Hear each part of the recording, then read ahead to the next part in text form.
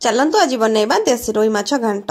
प्रथमे तो मु मार्केट रु माछ को नहीं आसीतिली, ताको गरम गरम तेल कड़ाई रे पकई ताको भाजी देथिली। तापरे मु प्रेशर कुकर रे नहीं देथिली चना डाली, जोटा कि मु बतुरे की रखीतिली घंटे आगुरु।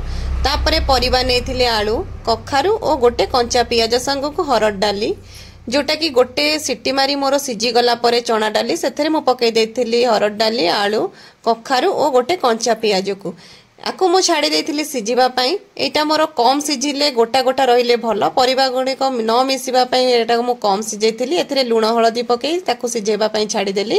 तापरे मु बने देथिली मसला, जोथरे कि नेथिली पियाज, रसुण, अदा और गोटे टमाटो को गोटे कंचा लंका। एबे मसला बनेबा पई मु कड़ाई रे नै जेथिली तेल, ताकु तातिला परे नै जेथिली गोटे तेजपत्र, तापरे पकई देथिली पियाज। पियाज कि समय भाजिला परे नै जेथिली अदा और रसुण रो पेस्ट। तापरे पकई देथिली लंका गुंड, जीरा गुंड, धनिया गुंड और टिके गरम मसला, ता संग किछि हळदी। तापरे टमाटो आ गोटे कंचा लंका को देई ताको भलो भाबरे मु मसला प्रस्तुत कर देथिली। मसला हे गेला परे सेतिरे मु भाजी रखिथिबा माछ को पकई देथिली, ताको मसला संगे भलो भाबे मिसई देथिली।